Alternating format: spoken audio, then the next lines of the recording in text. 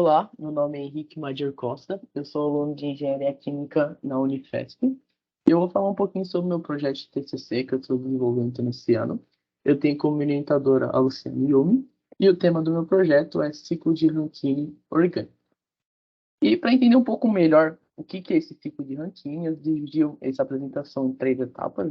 Por que nós precisamos dele? Então, a gente precisa, para que serve essa tecnologia?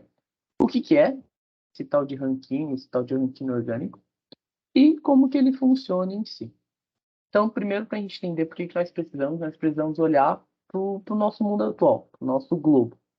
A gente precisa entender que há um aumento de população, há um aumento do número de indústrias e, consequentemente, aumento da necessidade de produção de energia elétrica, principalmente. Então, há um aumento dessa demanda de energia. Então, a gente precisa cada vez mais produzir mais energia para atender todo esse mercado, toda essa população.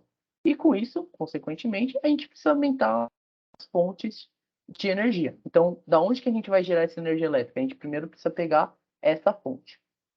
Essas fontes de energia, elas podem ser classificadas como fontes de energia não renováveis, como, por exemplo, petróleo, como, por exemplo, gás natural, como, por exemplo, o carvão, que são fontes de energia provenientes, basicamente, do petróleo, que a gente queima, por exemplo. Então, para a gente produzir energia elétrica a partir do carvão, a gente queima esse carvão e produz energia elétrica.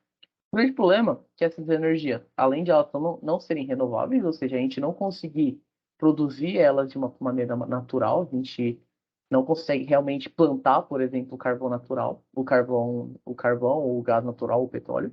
Elas são energias que são nocivas, causando, por exemplo, emissão de gases poluentes, como, por exemplo, que afetam o efeito estufa. Muitas delas são energias nucleares que geram lixos tóxicos, por exemplo, ao meio ambiente e à população. Aquecimento global, proporcionando, aumentando ainda mais o aquecimento global.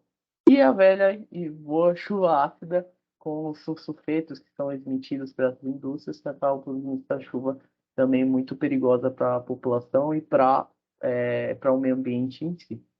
Então, o que fazer? É procurar por fontes de energias mais limpas, fontes de energias renováveis, que a gente consiga produzi-las e assim não interferir tanto no meio ambiente. Quais são as fontes principais de energia renováveis? Nós temos a energia eólica, por exemplo, a partir do vento, a energia solar, a energia por biomassa, ou energia até uma energia geotérmica. Só que qual que é o problema dessas energias?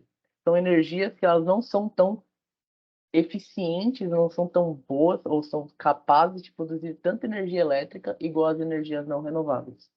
Então a gente precisa conseguir pegar essas fontes de energia, pegar essas fontes e conseguir transformar o máximo possível em energia elétrica. Então a ideia inicial seria a gente conseguir pegar essas fontes de energia renováveis e a gente quer produzir energia elétrica e fazer uma transformação direta. Então a gente quer transformar energia renovável em energia elétrica.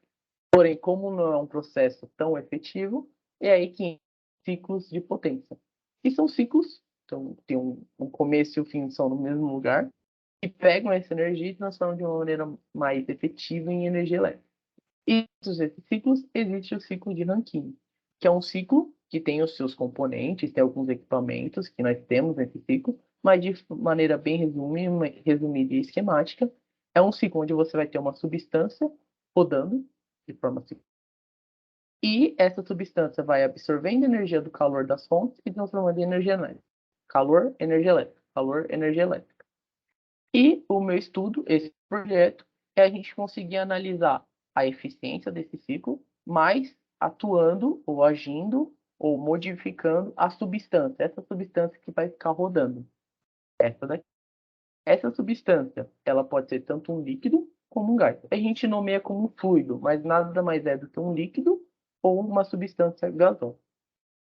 Essa substância, ela pode ser água, e aí se dá o nome de ciclo de Rankine ou ciclo de Rankine convencional, que é o mais utilizado.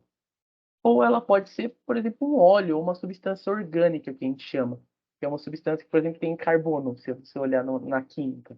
E seria que isso daria a origem ao ciclo de Rankine orgânico. Então, utiliza uma substância orgânica. E para o meu TCC, esse vai ser o foco de estudo, observar a eficiência desse ciclo de Rankine orgânico, analisando essa substância. E mais especificamente, não só uma substância, mas duas substâncias. Então, avaliar como utilizando duas de maneira junta, ou seja, misturando as duas, eu consigo afetar a eficiência, eu consigo transformar mais calor em energia elétrica nesse ciclo.